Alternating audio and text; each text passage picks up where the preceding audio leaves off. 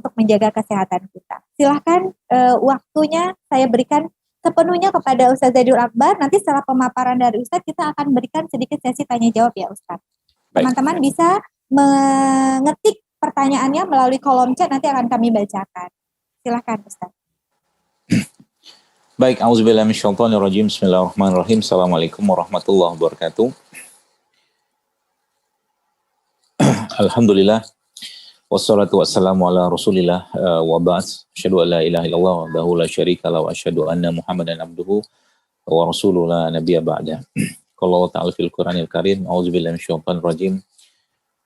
Wallazi anzala as-sakinata fi qulubil mu'minin liyazdadu imanan ma'a imanihim. Walillahi jurudus samawati wal ardi wa kana Allahu aliman hakiman. Alhamdulillah, berlimpah syukur pada Allah Subhanahu wa taala di pagi hari yang penuh kebaikan ini dan penuh rahmat ini.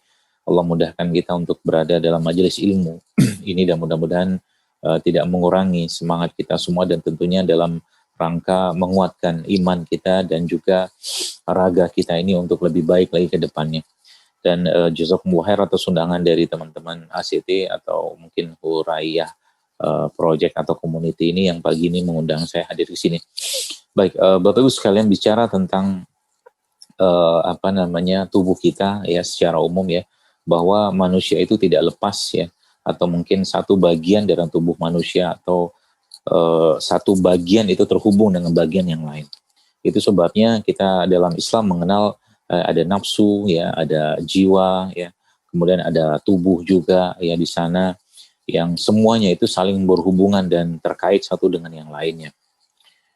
Keterkaitan ini tidak lain tidak bukan karena memang manusia diciptakan Allah Subhanahu wa taala, yang sering kita mendengar atau membaca ayat tersebut. Auzubillahi minasyaitonirrajim. Laqad khalaqnal insana fi ahsani taqwim ya. Sudah sedemikian rupa sempurna manusia ini Allah ciptakan, sehingga tinggal kita optimalkan saja. Namun memang untuk mengoptimalkan tubuh kita ini kita membutuhkan ilmu ya. Kita membutuhkan pemahaman di situ yang menyedihkannya mungkin saat ini banyak orang kurang paham tentang itu ya, atau mungkin tidak peduli atau belum peduli tentang itu.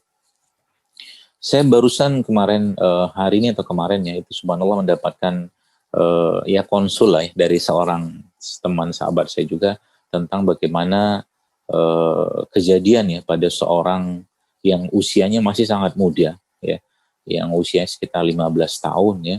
Itu Masya Allah ternyata penyakit yang dia alami itu menyiksa sekali ya, ketika nyeri di lambung ya, sakit atau asam lambung itu terus menerus meningkat ya, terus menerus meningkat, dan akhirnya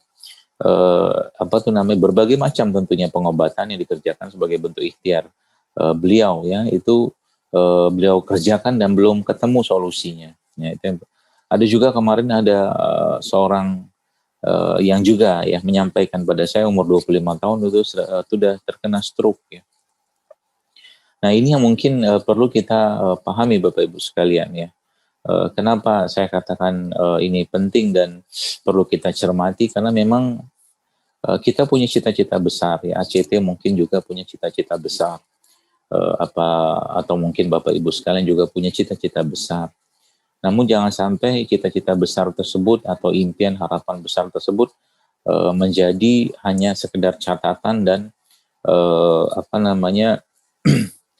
ya katakanlah harapan saja, karena kita tidak mampu untuk mewujudkannya, dan tentunya semua atas izin Allah pastinya, tapi kita harus ikhtiar ya, karena penyakit yang diderita oleh seseorang atau kita derita ya.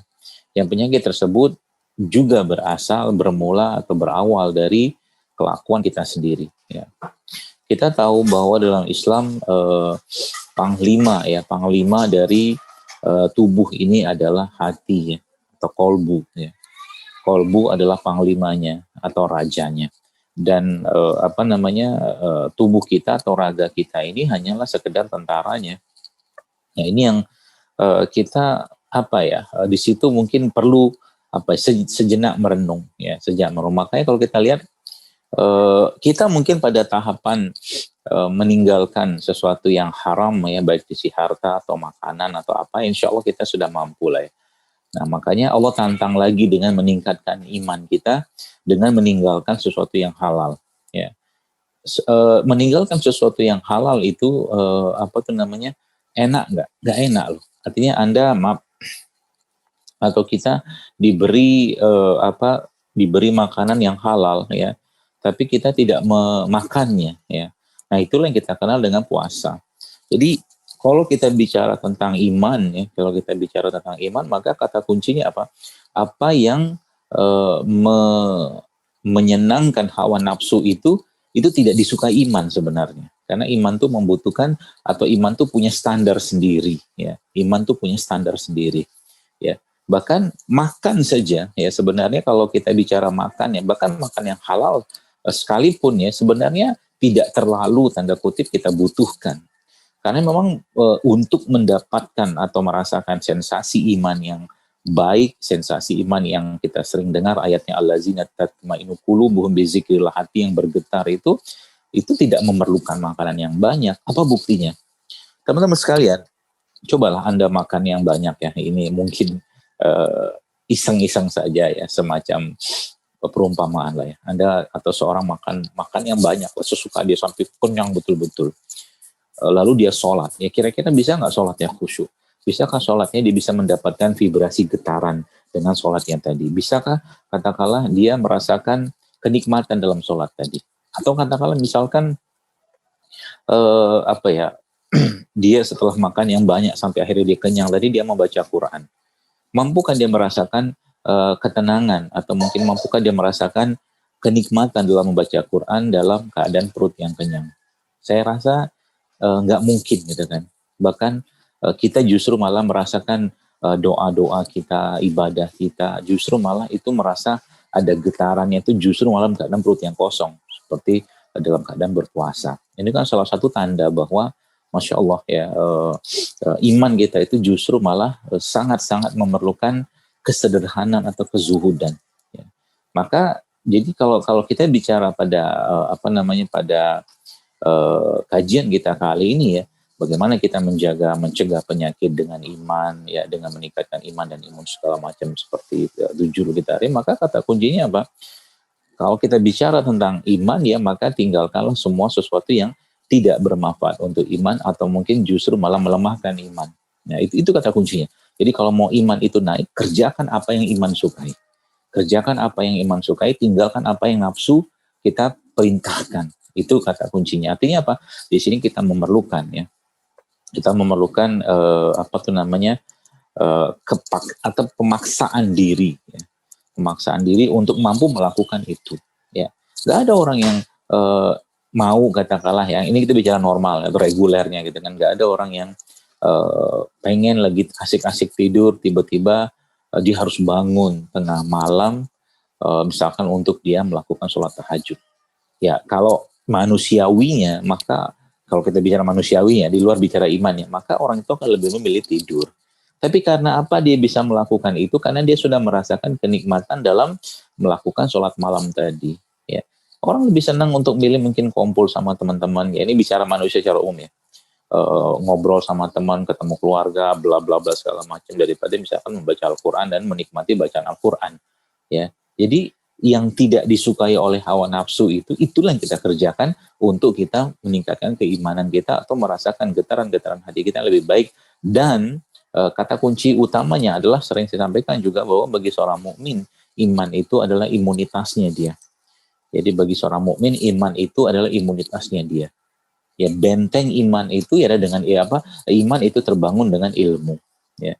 Dan saat ini ya kita tahu dalam kondisi wabah seperti ini, di sinilah akhirnya kita merasakan, membuktikan, mendengar, melihat gitu bahwa ternyata wabah ini atau pandemi ini itu betul-betul menjadi waktu ya atau saat di mana semua atau dua hal tadi diuji oleh adanya virus ini, yaitu apa? Yaitu iman dan imun kita diuji.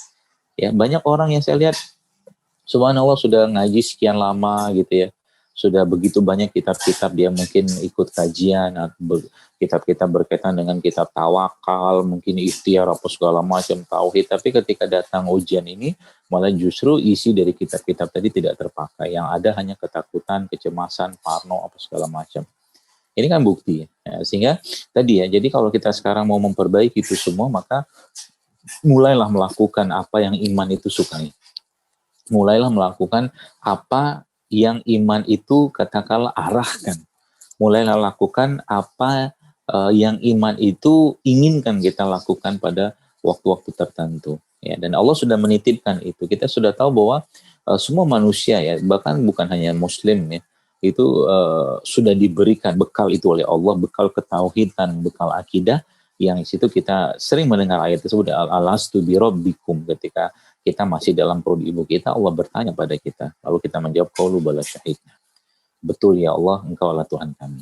Apakah engkau Tuhanmu? Kata Allah, betul ya Allah, engkau Tuhan. Jadi kita tuh sudah dibekali dengan prinsip akidah atau mungkin gen akidah, gen tauhid sejak kita dalam tubuh atau dalam perut ibu kita. Dan itu bukan hanya Muslim saja. Sehingga mau kata orang ateis sekalipun, orang nggak percaya Tuhan sekalipun, dalam keadaan dia terdesak, dalam keadaan dia berbahaya, pasti dia akan mencari Tuhan. Ya, itu sudah sunatullahnya kayak begitu. Ya, maka Bapak Ibu sekalian, teman-teman yang saya hormati, ya, ini yang sekarang justru malah banyak tidak dikerjakan, gitu kan. Tidak dikerjakan. Kita sudah tahu contoh mungkin ya, bahwa misalkan sebelah mungkin saya sebut mungkin mie instan. Mie instan itu nggak sehat, ya. Atau mungkin makanan-makanan fast food, makanan-makanan cepat saji itu nggak sehat. Tapi masalahnya banyak orang yang terus-menerus makan itu. Kita sudah tahu juga misalkan misalkan nasi goreng gitu kan. Bolehkah makan nasi goreng? Ya boleh saja, halal. Ya, jika dimakan dibeli dari rezeki yang halal gitu kan. Atau mungkin kita makan makanan lain lah seperti itu. Boleh saja kalau halal ya.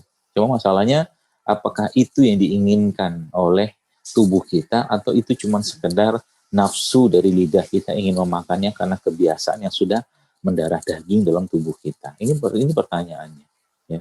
Maka ketika dia makan itu ya terus-menerus, maka sebenarnya prinsipnya adalah ketika yang dimakan itu cenderung sesuatu yang diinginkan oleh hawa nafsunya, ya bukan kepentingan tubuhnya secara umum, maka disitulah letaknya imannya perlahan-lahan akan lemah sebenarnya. Ya. Jadi iman itu akan lemah ketika seseorang itu lebih mengutamakan hawa nafsunya. Ya. Iman itu di samping itu juga ya tentunya kita tahu bahwa Nabi SAW juga sudah menjelaskan bahwa iman itu naik dan turun ya. Naiknya iman itu karena ketaatan, turunnya iman itu karena dosa atau maksiat yang dikerjakan oleh seseorang. Jadi dua hal yang berbeda ya. Dan kecenderungan nafsunya manusia kita baca ya dalam surat Yusuf juga bahwa kecenderungannya manusia itu, nafsunya manusia itu lebih banyak mengajak kepada keburukan. Ya, mengajak pada keburukan. Jadi subhanallah, masya Allah ya. Sekarang kita kita bicara pada wabah dan nggak ada wabah juga, atau mungkin orang-orang yang sedang menderita penyakit-penyakit tertentu. Ya. Maka saya boleh sarankan ya, salah satu cara yang sangat mudah untuk kita lakukan atau dilakukan oleh orang-orang tadi ya, perbaiki kualitas imannya dulu. Ya. Kalau mungkin bahasa yang lebih gampang dicerna itu bertaubat sebelum berobat, gitu kan. Bertaubat sebelum berobat. Ya, karena apa? Karena masalah yang ada pada diri kita saat ini, baik itu penyakit atau apapun, tidak lepas dari kerjaan kita atau perilaku kita sebagai manusia. Ya, sebagai manusia yang di situ ada kesalahan, dosa, maksiat segala macam. Ya, maka Bapak sekalian yang saya hormati, kita batasin ya, mungkin batasin hal-hal yang sifatnya mungkin dosa-dosa besar sudah tidak dikerjakan. Ya, dosa-dosa kecil kan banyak ya, dan itu memang membutuhkan sebagaimana seseorang itu memaksakan dirinya untuk hidup sehat, maka dia juga harus memaksakan dirinya untuk bisa mengerjakan sesuatu yang imannya sukain gitu kan, bukan cuma sekedar hawa nafsunya kerjakan. Bangun malamnya susah ya. Sodako dalam jumlah besar katakanlah, kalau sodako 10.000 udah biasa gitu kan. Mungkin sodako dalam jumlah besar kalau dia punya rezeki misalkan, itu yang dikerjakan, sehingga akhirnya misalkan gitu kan, ketika dia melihat tabungannya gitu, antara tabungannya dia di katakanlah rekeningnya misalkan sama tabungan di akhirat dia berupa sumbangan atau donasi, zakat, infak, sodako segala macam tadi, itu lebih banyak tabungan dia di akhirat. Nah itu kan sebenarnya di situ esensinya, bagaimana kita mengalahkan hawa nafsu kita. Nah Bapak Ibu sekalian, jadi kalau hal-hal seperti ini sudah kita pahami, ya maka hidup kita akan tenang. Ya, hidup kita akan tenang dan Allah akan memberikan, Allah akan menganugerahkan kepada kita ketenangan. Sebagaimana yang tadi saya bacakan ayat yang ada pada surat Al-Fat, wallazi anzala sakinata fi qulubil mu'minin. Ya beberapa waktu lalu ada seorang ibu yang ya saya sudah kenal cukup lama, dia sempat nanya ke saya ya tentang keadaannya yang kena COVID. Itu subhanallah, ibu ini setahu saya juga orangnya sudah banyak ngaji ya, segala macam saya tahu juga dari informasi beliau. Tapi ketika kena COVID kayak begini, kayak hilang semua ilmunya. Ya, jadi subhanallah ya, kalau saya sampaikan pada ibu tersebut, saya katakan, Bu, bagaimana kalau saya ajarin ibu sebuah doa yang mudah-mudahan membuat ibu tenang? Apa itu, Dok? Saya bilang, katakan begini dalam doa ibu, ya Allah, jika memang ajalku ada pada wabah atau virus yang sedang kena tubuhku ini, atau sedang kuderita ini, maka aku ikhlas, aku ridho ya Allah, dan terima aku sebagai syuhada atau syahidmu. Namun jika aku tidak ditakdirkan ya untuk mati pada keadaan ini, maka aku memohon kepadamu ya Allah agar sembuhkan aku dengan semudah-mudahnya. Ya, jadi seperti itu. Jadi ketika saya sampaikan doa itu, subhanallah ya, masya Allah, beliau sampai menangis gitu kan. Itulah saya katakan tadi, kita butuh jembatan-jembatan dari keilmuan yang kita pelajari tersebut untuk memahami keadaan itu dengan iman.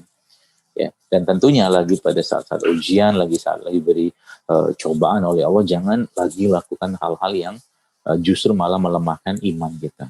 Nah itu poin utamanya. Nah yang kedua Bapak Ibu sekalian berkaitan dengan imunnya.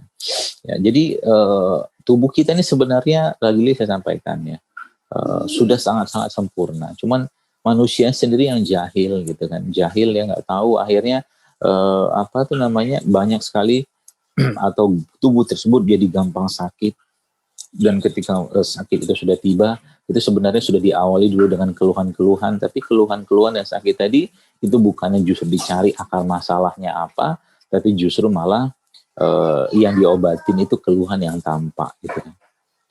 Sakit kepala misalkan, batuk pilek, katakanlah demam, diare, apa segala macam, atau mungkin penyakit-penyakit yang lain gitu kan.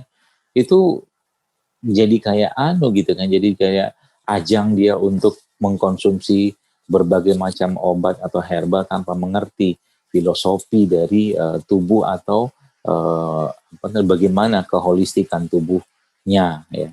Nah ini yang jadi masalah dulu sekalian, apalagi kita bicara imun ya. Kalau tubuh kita ini dibongkar ya, ada beberapa hal yang banyak sekali pembahasannya yang saya tentunya tidak akan bisa bahas ya, tidak akan bisa bahas karena waktu yang tidak terlalu panjang ini. Tapi saya akan berikan beberapa clue-cluenya kepada Bapak Ibu sekalian supaya nanti ini bisa diterapkan. Jadi tubuh manusia ini kalau kita lihat Bapak Ibu, kita ini kan ya dari ujung kepala sampai ujung kaki. Ya. Itu subhanallah ya, itu sebenarnya isi dari badan kita ini lebih banyak bakterinya di sana, lebih banyak makhluk-makhluk mikro ya, nggak kelihatan dengan mata kepala kita itu, yang hidup dengan jumlah yang jauh lebih besar dari kita atau jumlah sel manusia itu sendiri ya. Jadi masya Allah tabarakallahnya, kalau sudah prinsip ini kita pahami, maka akan sangat mudah Bapak Ibu sekalian untuk kita mengaktifkan kembali sistem imun tubuh kita. Contoh begini ya, biar gampang dicerna.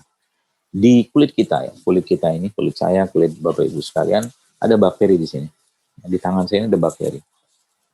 Ya, maka bakteri yang ada pada tangan tadi ya, itu mereka untuk bisa bertahan hidup ya, jangan dibikin stres. Itu yang pertama. Misalnya untuk bisa bertahan hidup, jangan katakanlah zolimi mereka ya. Jangan terus-menerus buat mereka itu akhirnya mati dan tidak bisa menjalankan peran mereka di kulit tubuh kita ya, atau di kulit kita tadi. Tapi sayangnya banyak orang yang akhirnya nggak aware dengan itu. Apa buktinya? Berapa banyak bahan-bahan yang dimasukkan ke dalam kulit kita atau dipakai di kulit kita yang bahan-bahan tadi justru malah melemahkan mereka. ya, melemahkan mereka. Contoh begini biar gampang dicerna ya. Ada dua orang yang satunya orang yang ya biasa hidup dengan alam ya, biasa dia terjaga dengan apa tuh namanya produk-produk alami ya. Dan orang yang kedua orang yang ya sangat-sangat higienis gitu kan, over hygiene lah mungkin bahasa kita gitu. Nah, pertanyaan begini ya Bapak sekalian, teman-teman sekalian. Kita misalkan nih ada orang yang maaf tangannya ada panu ya atau jamur, lalu tergesek ya, atau mungkin terpapar atau mungkin apa namanya ya tergesek lah ya. Tersentuh maaf dengan salah satu tangan atau tangan dua orang tadi, baik tangan orang yang over hygiene ataupun tangan orang yang terbiasa dengan hidup dengan alam atau bahan-bahan alami. Kita bisa menebak kira-kira menurut Anda yang lebih gampang untuk terkena jamur atau panu tadi, kira-kira orang yang over hygiene atau orang yang cenderung berinteraksi dengan alam? Jawabannya jelas. Yang gampang untuk terkena jamur atau panu tadi justru malah orang yang over hygiene. Loh kok bisa? Dia kan bersih terus tuh. Tubuh kita tidak didesain untuk terlalu bersih, Bapak Ibu. Itu pesannya. Tubuh kita tidak didesain untuk kita tuh terlalu steril, nggak bisa kayak begitu. Karena emang badan kita sendiri isinya bakteri gitu loh. Lebih banyak jumlah bakteri tadi bahkan dari sel-sel tubuh kita, gitu kan, triliunan di situ. Ya, maka jangan buat mereka justru malah tidak bisa menjalankan fungsinya untuk membuat enzim, bahkan untuk menjadi apa tuh namanya mediator mineral-mineral tertentu yang masuk ke tubuh kita, ya seperti itu. Ya, itu contoh sederhananya. Dan ini kita kerjakan atau banyak orang kerjakan tiap hari. Dari mulai produk-produk skincare-nya, mungkin shampoo, toiletries segala macam ya.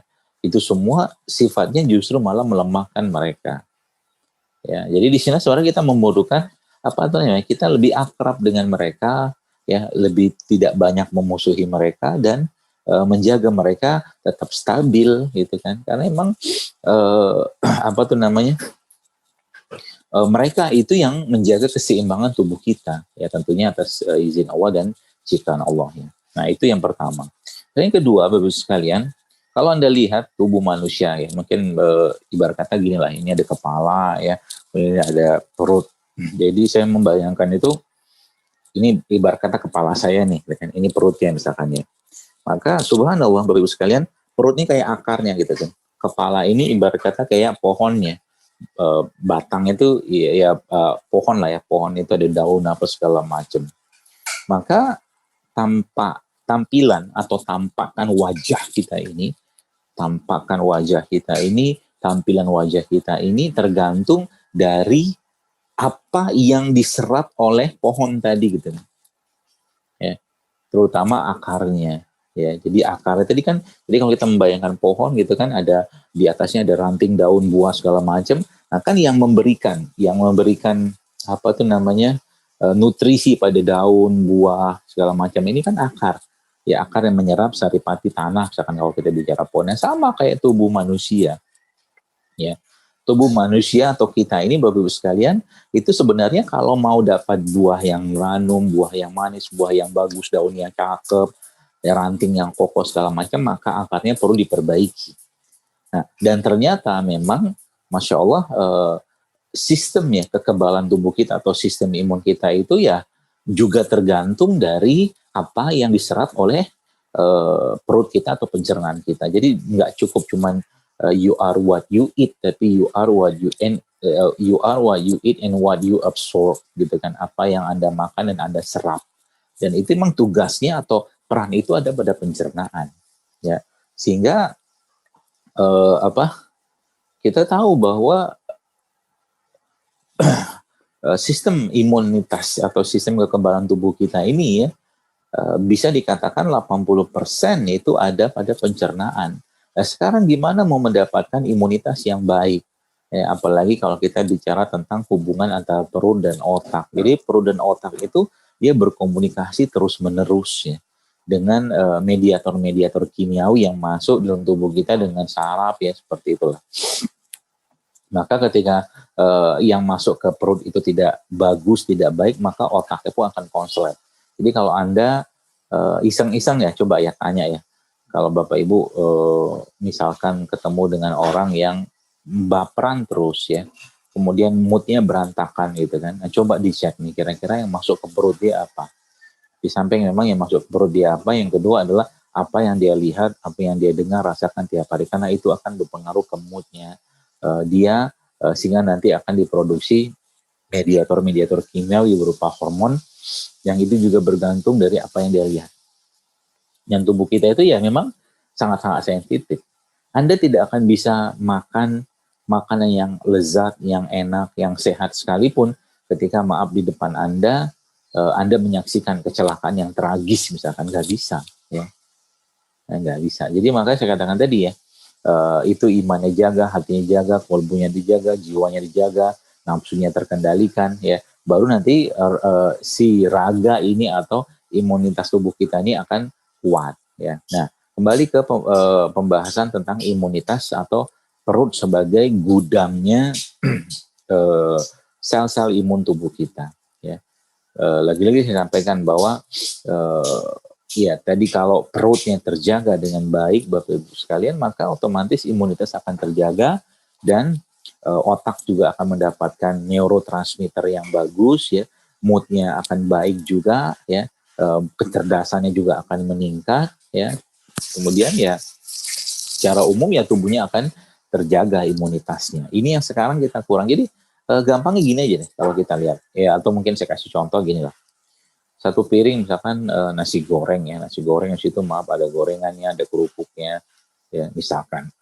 Dengan satu piring yang isinya buah-buahan ya, yang sudah dipotong ya, atau buah-buahan tadi sudah dipotong, kemudian ada sedikit sayuran, kemudian di situ bisa dikasih madu sedikit, kasih garam ya, kasih minyak zaitun sedikit ya, kita sudah tahu bahwa yang justru malah yang sangat-sangat sehat, sangat baik dan sangat menyegarkan itu justru malah yang sayur buah dan segala macam tadi. Yang nasi gorengnya sebenarnya ya kita tahu itu ada minyaknya, ada karbohidrat yang tingginya segala macam ya. Nafsu kita bawanya pengen nasi goreng kan gitu, tapi sebenarnya tubuh kita menginginkan si sayur buah dan segala macam tadi ya. Dan ketika sayur buah dimakan tadi dikonsumsi, maka otomatis dia menjadi makanan bagi bakteri-bakteri yang ada pada tubuh kita, khususnya di pencernaan. Itu yang pertama. Lalu yang kedua, ketika makanan tadi dikonsumsi, mulai diproduksi hormon-hormon yang berkaitan dengan hormon kebahagiaan atau serotonin. Ya. Akhirnya otak kita mendapatkan asupan dari makanan tadi dan mood kita juga akan baik. Sesederhana itu sebenarnya. Ya, jadi kalau tadi ya mungkin saya sampaikan tentang imunitas ini memang tidak lepas dari apa yang kita makan, meskipun itu salah satu faktor saja ya. Orang yang dalam kondisi hatinya bermasalah, emosinya bermasalah sekalipun, ketika tiap hari dia makan yang sehat, minum yang sehat, ya tidak akan banyak berefek kalau masih ada emosi yang terblokir. Maka di sini peran iman itu dalam menjaga kestabilitasan jiwanya, hatinya, nafsunya. Ya, peran iman yang kedua adalah membatasi dirinya dari mengkonsumsi yang tidak perlu, tidak baik ya. Kalau haram udah jelas nggak dikonsumsi. Yang tidak perlu, tidak baik, itu peran iman di situ ya. Maka ulama-ulama zaman dulu menyebutkan bahwa salah satu penyebab turunnya atau lemahnya iman itu salah satunya adalah karena makanan ya. Jadi makanan itu bisa sampai melemahkan iman seseorang. Kalau imun udah jelas lah pasti akan turun. Ya, seperti itu. Mau kata, kenapa? Terutama makanan-makanan yang dimakan atau dikonsumsi dalam jumlah berlebihan. Ya. Jadi kayak sekarang kita lihat sebagian besar penyakit yang ada saat ini, ya salah satu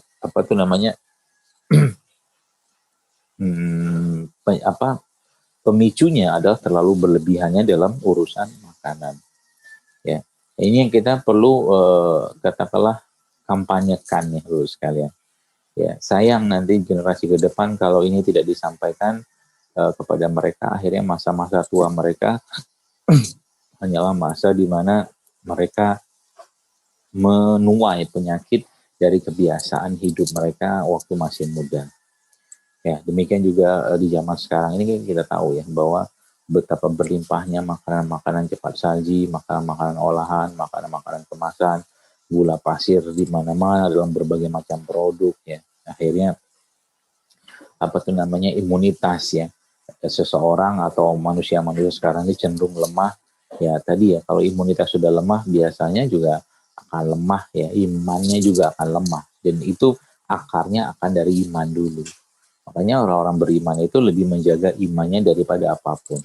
Ya kalau maksudnya gini, ketika dia ada kesempatan ya untuk, ini mungkin ilustrasi saya saja ya, untuk makan diberi waktu katakanlah setengah jam katakanlah untuk makan. Kemudian dia diberi waktu untuk membaca Al-Quran setengah jam juga. Ya, kalau orang-orang yang betul-betul merasakan kenikmatan dalam membaca Al-Quran, dia akan mengambil peluang untuk setengah jam tadi untuk membaca Al-Quran daripada menikmati makanan yang sudah disiapkan gitu kan. Kalaulah dia harus makan, dia cuma butuh waktu 5 menit, ya 3 menit juga selesai itu makan, ada disibukkan dirinya dengan aktivitas ibadah yang lain.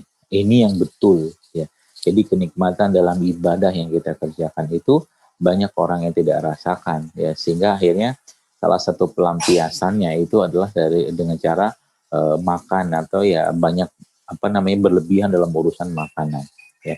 Belum lagi bicara kuliner saat ini yang ya hampir bisa saya katakan sebagian besar tidak memberikan efek meningkatkan imunitas, tapi justru malah melemahkan imunitas ya, seperti itu. Jadi tadi ya bicara imun tadi, maka di sini kita memahami Bapak Ibu sekalian bahwa dalam perut kita itu ada penghuni-penghuninya ya, penghuni-penghuni yang membuat tubuh seseorang atau tubuh orang tadi bisa melaksanakan perannya, imunitasnya terjaga. Maka ya mungkin kalau kita kenal ada sayuran, buah-buahan ya, biji-bijian, kacang-kacangan ya, itu salah satu makanan terbaiknya bagi perut kita tadi. Ya berarti kita nggak makan daging, makan. Tapi sebenarnya salah satu cara yang paling mudah untuk menguatkan tubuh kita adalah dengan cara mengurangi ya juga untuk mengkonsumsi makan-makanan yang berbasiskan protein hewan. Ya. Jadi nggak usah terlalu sering juga, itu salah satu caranya. Terus ada tadi saya sebutkan sayuran, buah-buahan ya atau apapun tadi juga salah satu caranya kita ya, yang itu dikenal sebagai prebiotik ya, prebiotik, jadi makanan buat bakteri tadi. Nah lalu bakterinya tadi disebut dengan apa? Disebut dengan probiotik ya. Jadi probiotik itu ya bakteri yang juga ada pada pencernaan, jadi banyak sih yang menjaga sistem imun kita, yang mereka sebagian besar itu ada pada pencernaan itunya. Maka makanan-makanan yang bersifat probiotik ya, fermentasi, kemudian ada juga sayuran, buah-buahan, itu sebenarnya kalau kita mau bicara tentang menguatkan imunitas, maka ada pada dua jenis makanan tadi, ada probiotik dan prebiotik. Ya gampangnya gini aja lah, tempe sama kurma lah misalkan, itu kan probiotik sama prebiotik. Probiotiknya itu adalah tempenya, prebiotiknya adalah kurma, itu salah satunya, atau mungkin kurma dan madu. Kurma dan madu itu juga sama. Kurmanya adalah prebiotik, madunya adalah tempe dan madu, maaf. Tempenya adalah probiotik, madunya adalah prebiotik. Meskipun ada yang mengatakan madu juga adalah prebiotik atau probiotik. Mudah-mudahan dapat gambaran ya teman-teman sekalian. Jadi apa aplikasinya ya dalam kehidupan kita sehari-hari untuk menjaga ini?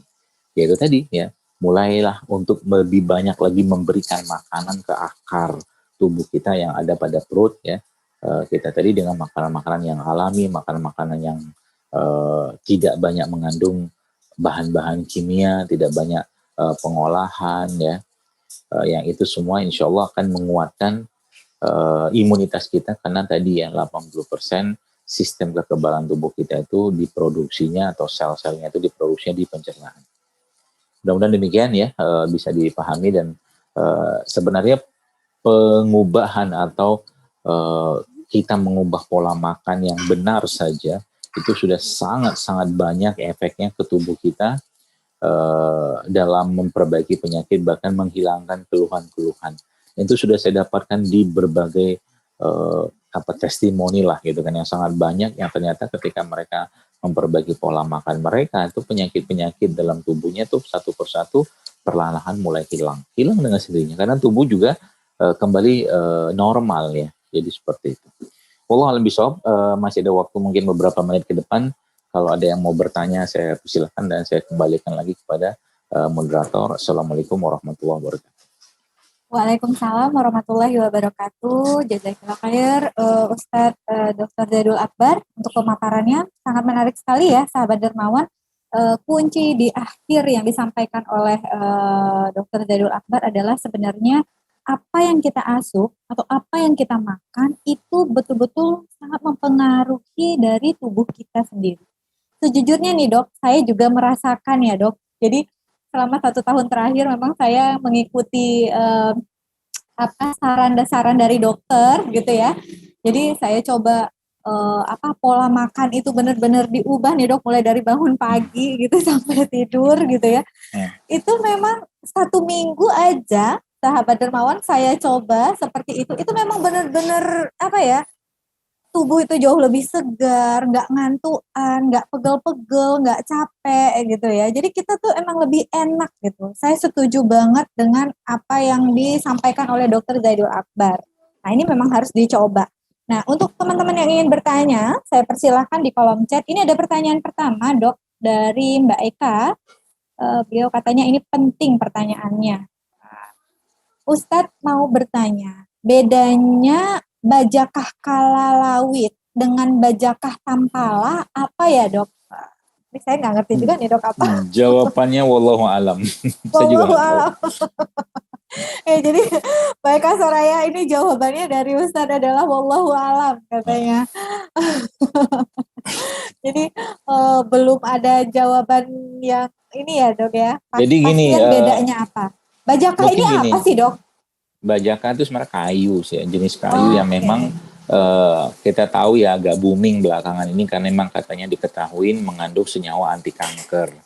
Jadi sebenarnya teman-teman sekalian, Bapak Ibu yang saya hormati, kayak begitu di Indonesia tuh banyak gitu kan, tergantung apa yang terviralkan atau Allah viralkan gitu kan. Jadi kalau saya pribadi tidak terlalu surprise ya, karena memang ya banyak sebenarnya ya akar-akaran yang sifatnya itu punya manfaat ke tubuh kita, yang juga akar-akaran tadi itu misalkan dia punya khasiat-khasiat tertentu gitu kan. Jadi ketika muncul bajaka segala macam, Indonesia itu ada 30.000 tanaman obat tuh, Masya Allah ya.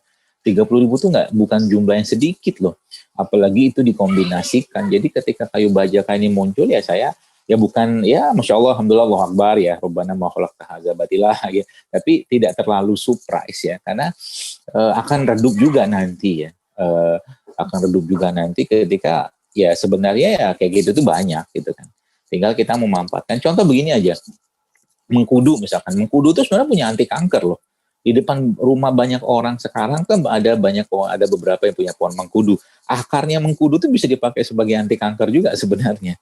Ya, baik daunnya atau buahnya juga dia punya peran sebagai anti kanker gitu kan. Ya tergantung. Jadi kalau kita lihat, berarti kekuatan dari suatu herbal itu untuk kita gunakan itu yang paling kuat apa ya? Kalau untuk rebus-rebusan sebenarnya ada salah satunya ada pada akar. Karena akar itu yang paling banyak berhubungan dengan tanah dan mereka paling banyak mengandung senyawa-senyawa penting ya, yang untuk kanker atau segala macam itu pada akar. Maka biasanya dalam pengobatan non medis ya, ketika mereka akan melakukan pengobatan untuk penyakit-penyakit berat, itu akar-akaran itu tidak dihilangkan, atau mungkin akar-akaran itu menjadi menu wajibnya untuk diberikan pada orang-orang yang terkena penyakit-penyakit berat tertentu. Demikian mungkin, Allah alam. Oke, baik. Terima kasih dok. Ini ada pertanyaan lagi. Maaf, Afwan mau tanya Ustadz, bagaimana tips efektif untuk mengubah ke pola makan yang lebih sehat? Karena proses awal selalu berat. Adakah tipsnya Ustadz? Jazakallah khair. Tips baik, mungkin begini ya, Bapak Ibu atau yang bertanya ini, katakanlah Anda terbiasa dengan satu jenis makanan, sebelah mungkin misalkan nasi goreng ya, misalkan. Ya. Anda sudah merasakan kenikmatan dalam mengkonsumsi nasi goreng. Oke, sehingga Anda berat meninggalkan nasi goreng. Maka kenikmatan tadi harus Anda atau perlu Anda ubah kenikmatan dalam bentuk makanan yang lain yang lebih baik, lebih sehat gitu. Jadi kalau titik kenikmatan itu tidak Anda rasakan, baik itu dari sisi makanan yang dikonsumsi atau mungkin ke tubuh yang merasakan dari makanan tadi, maka Anda tidak akan bisa berpaling ke lain gitu loh, ke lain hati atau ke lain makanan. Jadi titik kenikmatan itu harus Anda rasakan. Contoh begini, oke, misalkan dosa muluk-muluk deh, 7 hari aja misalkan, 7 hari aja misalkan ibu atau bapak ya tidak mengkonsumsi misalkan minyak-minyakan, yang kemudian tidak mengkonsumsi gula pasir misalkan atau tepung-tepungan, kemudian tidak mengkonsumsi makanan-makanan olahan. 7 hari aja Anda akan merasakan badan Anda akan jauh lebih fit. Ya, tadi mungkin disampaikan oleh Ibu moderator juga seperti itu. Badan lebih fresh, lebih segar gitu kan. Dan itu kan subhanallah kenikmatan yang dirasakan. Jadi kalau kenikmatan itu sudah dia rasakan, maka dia pengen lagi ya untuk melakukan itu. Dan memang untuk mencapai tingkat kenikmatan itu memang perlu dipaksakan. Ya, perlu dipaksakan. Jadi kalau nggak dipaksakan memang akan berat ya. Seperti yang kalimat yang sering Bapak Ibu teman-teman sering dengar gitu kan, sholat tahajud itu berat ya, tapi kalau sudah orang yang sudah merasakan kenikmatannya malah justru nyesel banget kalau dia nggak atau terlewatkan malamnya untuk sholat malam.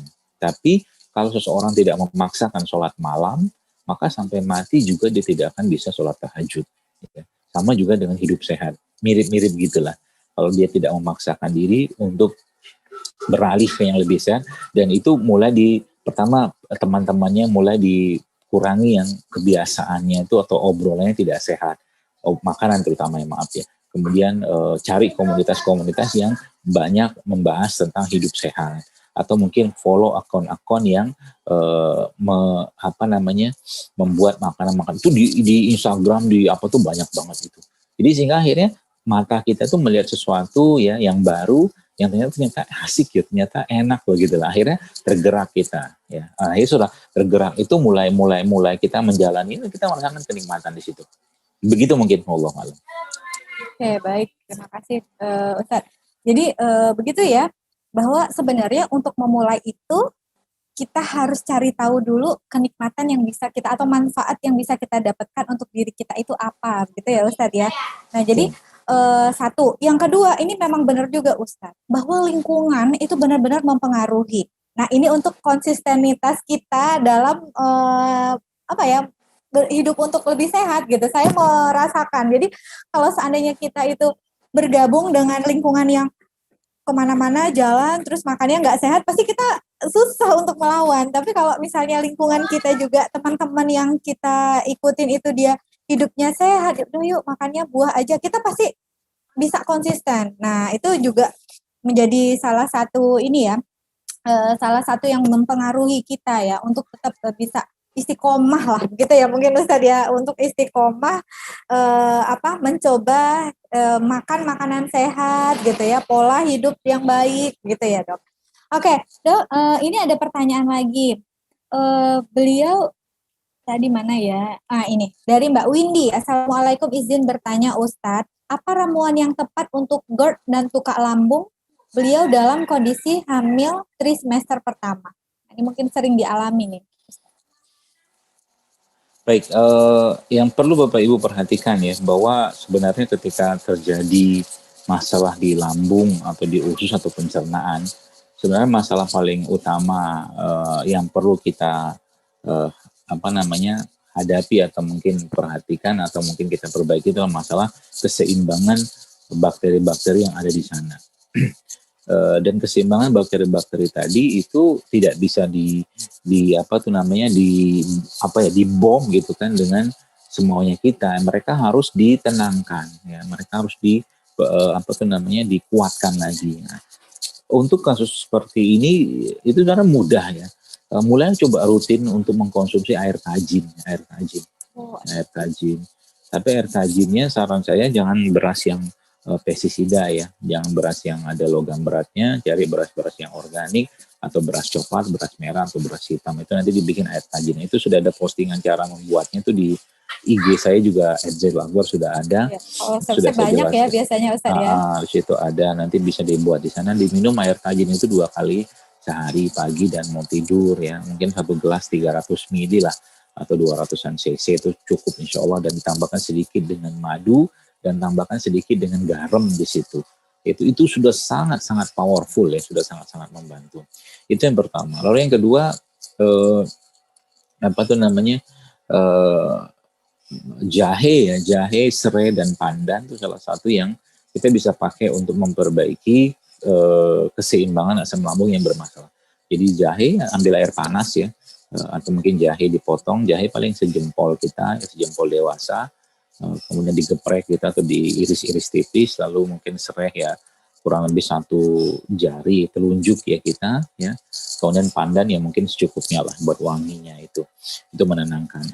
Lalu dituangkan air panas ke situ, tutup sebentar sampai dia wangi muncul, lalu kasih madu sedikit buat manisnya dan sedikit garam ya, lalu dikonsumsi ya.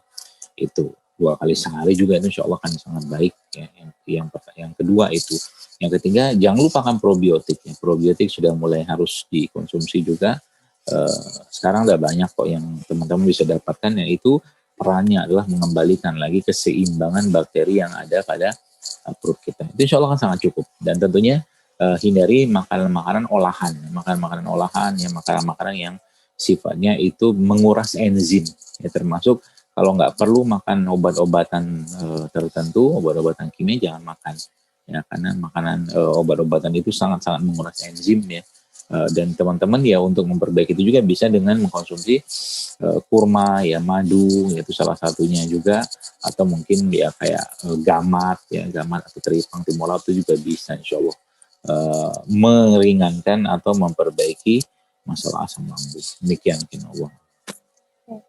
Nah ini ada lagi Ustadz, pertanyaan dari Mbak Diana. Ibunya itu sehari-hari sering mengalami ketakutan. Padahal beliau sudah mengaji, udah sholat 5 waktu, sholat sunnah, bahkan rajin tahajud. Kira-kira bagaimana cara menghilangkan ketakutan tersebut karena sangat mengganggu? Jadi begini Bapak Ibu sekalian, ketakutan atau anxiety itu ya, tidak lepas dari peran kekurangan atau mungkin keadaan di mana tubuhnya atau pencernaannya kekurangan mineral ya. Mineral mikro yang dalam jumlah kecil, yang mineral tadi itu ternyata menjadi bahan baku untuk dibuatnya hormon-hormon kebahagiaan dalam tubuh kita. Jadi saran saya pada keadaan-keadaan seperti ini gampang sebenarnya, lagi-lagi gampang insya Allah bismillah ya. Kebetulan mertua saya juga begini nih Ustaz. Jadi anxiety itu link to deficiency. Jadi anxiety atau kecemasan itu berhubungan erat dengan defisiensi dari mineral-mineral mikro ya. Maka mineral-mineral mikro itu bisa kita temukan di mana? Di 2 jenis ya tumbuhan yang sering saya sebut, yaitu rempah dan rimpang. Tapi nanti caranya adalah cari satu pilihan 3 mungkin ya, 3 atau 2 jenis rempah rimpang, yang satu hidup di tanah, dalam tanah, satu lagi hidupnya di atas tanah. Maksudnya gimana? Kalau mungkin kunyit kan dalam tanah tuh ya, jahe kan dalam tanah. Nah serai kan di atas tanah ya, serai itu kan tumbuhnya di atas tanah. Jadi satu di atas tanah, satu di bawah tanah. Nah itu nanti nggak usah direbus ya, dicuci bersih saja, diambil lalu diiris-iris ya, diiris-iris tipis lalu dimasukkan dalam air, ditunggu sampai 6 jam sampai dia terekstrak dengan sempurna. Ya, jadi sama kulit-kulitnya juga dikonsumsi. Jadi kunyit misalkan dibersihkan saja, kemudian nanti diiris-iris tipis ya. Kemudian serai juga ya setelah dicuci bersih ya, lalu dimasukkan dalam air ya. Tidak perlu dipanaskan ya. Lalu nanti tambahkan madu secukupnya di situ, dan itu bisa diganti-ganti resepnya ya, bisa pakai jahe, nanti bisa pakai jahe serai ya, atau mungkin kunyit jahe serai juga bisa tuh. Ya kalau memang ada kecenderungan tubuhnya tidak cocok pada herbal tertentu, misalkan terus saya kalau setelah minum kunyit misalkan perut saya sakit, melilit, atau saya keliengan, pilihannya 2, Anda jangan minum kunyit lagi atau kunyitnya Anda ganti ya. kunyitnya diganti atau kunyitnya diturunkan dosisnya. Biasanya cuma minumnya 1 telunjuk misalkan, ya setengah telunjuk aja. Nah, itu salah satu caranya. Ya. Nah itu semua berarti kalau saya campurkan beberapa jenis rimpang atau rempah dalam jumlah atau dalam ragam yang banyak, boleh nggak? Boleh aja. Contoh mungkin gini, kunyit, temulawak, jahe, misalkan itu kan 3 jenis tuh.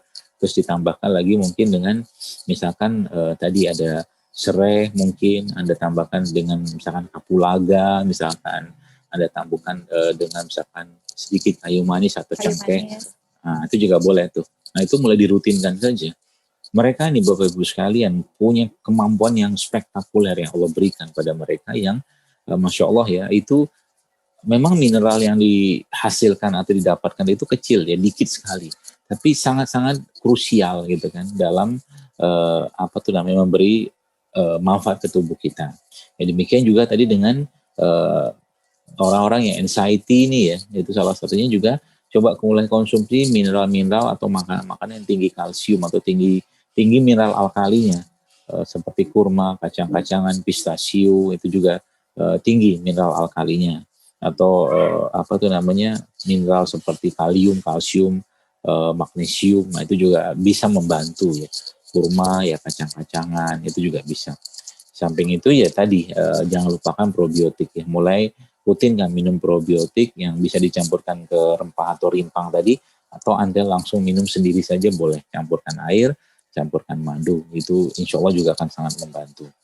Ya itu mungkin saran saya, dan boleh juga ditambahkan ya dengan air tajin tadi juga boleh insya Allah. Wallahualam. Ustadz, ini ada lagi yang bertanya nih Ustadz, bagaimana kalau seandainya tadi kan Ustadz mengatakan tidak, sebaiknya kita tidak mengkonsumsi obat-obatan kimia gitu ya Ustadz ya, kalau saya tidak perlu banget gitu ya. Nah ini bagaimana membalancekan atau menggabung dengan pasien yang harus mengkonsumsi obat-obatan kimia setiap hari. Misalnya nih contoh, orang tuanya itu penderita jantung, penderita hipertensi, dan Parkinson misalnya nih dok. Itu kan dia harus minum obat-obatan dari dokter ya setiap harinya gitu. Nah bagaimana untuk membalancekan itu dok, dengan yang ini herbal seperti itu? Bagaimana caranya? Pertama ya berobat ke herbalis yang paham tentang obat. Yang pertama itu. Yang kedua ya Anda sebagai anak mungkin ya pelajarin makanan-makanan yang sifatnya bisa menguatkan jantung. Kan banyak tuh. Jadi gini lah, contoh begini. Kalau saya tanya kepada Bapak Ibu sekalian, misalkan begini. Menurut Anda, mungkin moderator aja nanti jawab ya. Kalau kita makan yang sehat tiap hari, makanan yang baik untuk jantung, makanan yang baik untuk ginjal, makanan baik untuk otak, makanan yang baik untuk paru. Nah, kira-kira tubuh kita akan sehat nggak? Jawabannya pasti iya kan. Nah, artinya kan di sini kita perlu belajar. Contoh, apa yang bisa menguatkan jantung? Jantung ini kan urusannya sama darah. Ya, misalkan minyak-minyakan. Yang melemahkan jantung kan minyak juga kan. Minyak-minyakan. Maka kita cari sumber-sumber minyak yang bisa menguatkan jantung ya. Misalnya minyak zaitun atau VCO, bahkan santan itu sebenarnya sangat baik ya, asal jangan dipanaskan ya. Lemak itu sangat baik untuk jantung ya. Jadi belajar salah satu atau bukan salah satu sih ya, ragam jenis makanan yang bisa menguatkan organ-organ tubuh seseorang. Jadi kalau Parkinson itu hubungannya sama apa? Sama otak. Apa makanan-makanan bisa menguatkan otak atau herbalnya? Misalkan kita tahu seperti madu tentunya sih ya. Kemudian juga kita kenal ada juga kacang-kacangan ya. Minyak zaitun juga bisa berperan untuk menguatkan otak, atau mungkin pegagan atau antanan itu juga menguatkan otak. Jadi misalkan bagi orang-orang yang mengalami kolesterol misalkan atau Parkinson, pegagan itu bisa jadi lalapannya dia, atau pegagan atau antanan itu bisa jadi jusnya dia gitu loh. Sehingga apa yang dia makan itu bukan cuma sekedar makanan yang memberikan rasa enak ke tubuhnya atau ke lidahnya, tapi makanan yang bisa memberikan manfaat ke badannya. Sehingga nanti pelan-pelan kalau tubuh itu diberikan makanan yang baik tadi, ya tubuh akan menyesuaikan sendiri, dan memperbaiki masalah-masalah yang ada pada tubuhnya tadi gitu. Ini saya sangat meyakini itu gitu, karena memang ilmu tentang nutrisi atau ilmu tentang pemakanan ini memang tidak banyak dibahas ya di dunia kedokteran konvensional ya. Memang tidak diajarin ya, padahal itu kuncinya di situ. Artinya kalau kita betul-betul menjadikan makanan sebagai salah satu pilar utama kita ya untuk menyehatkan diri kita, maka kita perlu memikirkan apa yang kita makan tiap hari itu kira-kira menguatkan tubuh kita atau melemahkan tubuh kita. Itu mungkin tipsnya ya. Dan banyak ya kalau kita bahas ya, nanti tadi saya jelaskan ada makanan yang baik untuk jantung, baik untuk ginjal ya, buat otak ya, buat paru, buat organ-organ, itu ada semua di situ. Demikian mungkin Allah. Oke, baik. Berarti diimbangi dulu dengan asupan makanannya gitu ya, dokter ya, sehingga bisa menekan penyakitnya dulu, nanti baru konsultasi ke herbalis gitu ya, Ustaz ya. Ustaz, kita masih ada waktu ini, boleh satu pertanyaan lagi? Iya, satu boleh. Boleh. Ini dari Ibu Ratna. Assalamualaikum Ustadz, saya mau tanya, usia saat ini 50-an tahun. 1 tahun belakangan ini sering merasa nyeri di lutut, terutama saat terlalu banyak berdiri atau bekerja. Dan juga pada telapak kaki sering sakit dipijakkan, paling terasa begitu bangun dari tidur. Nah, dilekukan telapak kaki terasa seperti bengkak. Jadi mungkin lekukan sininya ya, Ustadz ya. Apakah mungkin itu asam urat ya Ustadz? Jazakallahu khairan. Jawabannya nggak tahu. Oh, nggak tahu. Ya iyalah, emang saya dukun. Iya, benar. Jadi kalau mau tahu ya diperiksa dulu lah. Maksudnya silakan pergi ke lab, diambil darahnya, dicek darahnya, asam uratnya tinggi atau tidak. Boleh. Saya nggak tahu. Ya, jadi begini Bu Ratna, cek dulu gitu ya, cek aja asam urat, kayaknya mudah banget ya di klinik-klinik kita udah juga bisa melakukan cek asam urat gitu ya. Tapi mungkin ada pengaruh dengan usia nggak Ustadz ya? Kalau masalah nyeri-nyeri di kaki gitu biasanya. Kalau perempuan atau ada kebiasaan hidup yang nggak baik gitu. Tentunya. Wanita kan kita tahu seiring dengan menurunnya atau meningkatnya usianya dia, seiring juga dengan menurunnya kadar estrogen dalam tubuhnya.